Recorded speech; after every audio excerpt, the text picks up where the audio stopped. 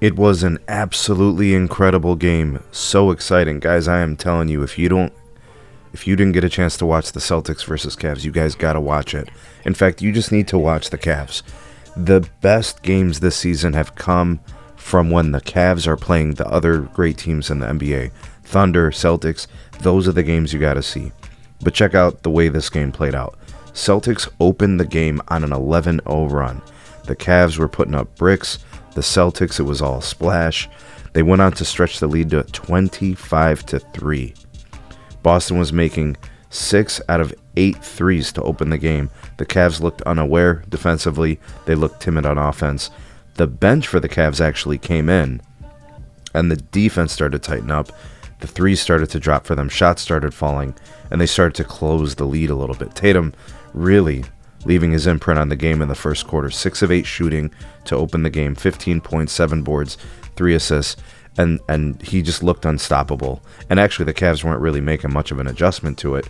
But the Cavs did kind of grind their way, chipped away at the lead through the first quarter after giving up all those points. There was a point in the second quarter where the Cavs were down by 10. Right, so they really cut into the lead. The way they did it was by limiting turnovers. The shots started to fall. They were defending, and they were getting rebounds, so getting timely stops. The Cavs were actually within 3 points with 7.5 minutes left in the second quarter, almost completely erasing the lead. And all of that when Tatum went to the bench. Derek White started heating up halfway through the second. The game was huge for Tatum. I mean, this guy was killing the Cavs. Now, Tatum knows what's at stake, right? He was playing this game with a lot of urgency. He had a huge monster game. I forget, he ended up with like 40-some-odd points.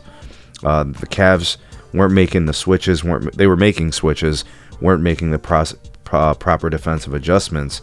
They were switching their bigs onto Tatum, and he was just killing them. Anyways, the half ended. It was 74-64. All right. In the second half, Tatum just continued.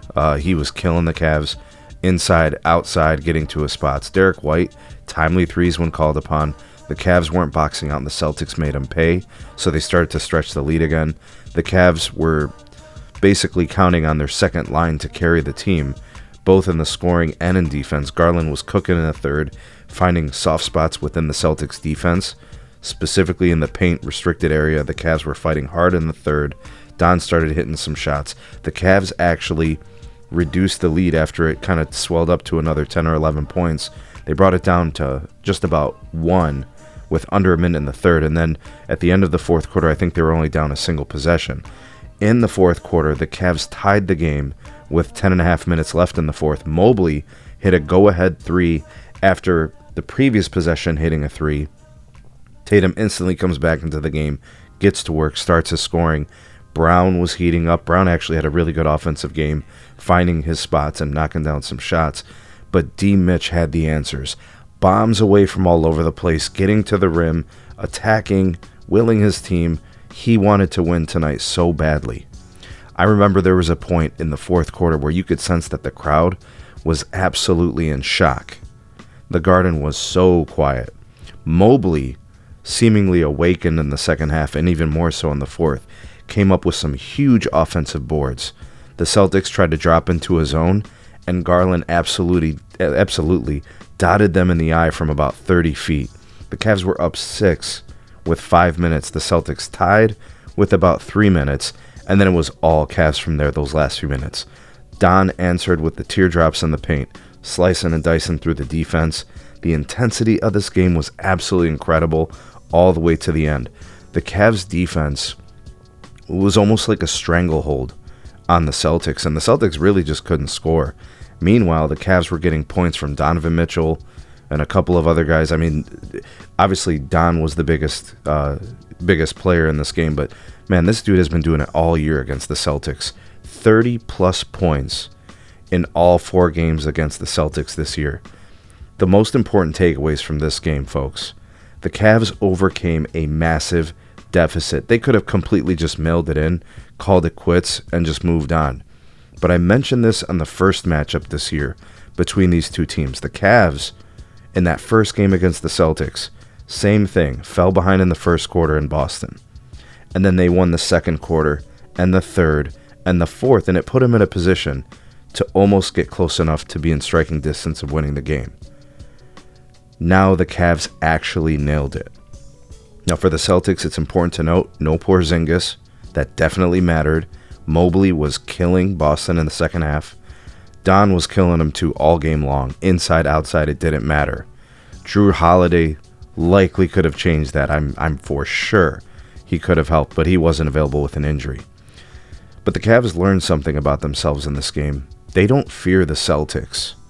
The mental warfare portion of this, that wall of worry, the Cavs have climbed it. The Cavs have been a part of the best games in the NBA season so far. The Celtics, the Thunder. And this is why the regular season matters. Because you build character in the regular season. You decide and you figure out who you are as a team. What is going to be our pathway to victory? Are we a defensive-minded team? Are we a rebounding team? Are we going to score through a star? Are we going to score as a team? Are we going to move the ball? Are we going to do ISOs? Guys, the Celtics are the team that don't really know who they are. The Cavs know exactly who they are. The Celtics are an injury-riddled team, and they've been inconsistent all year.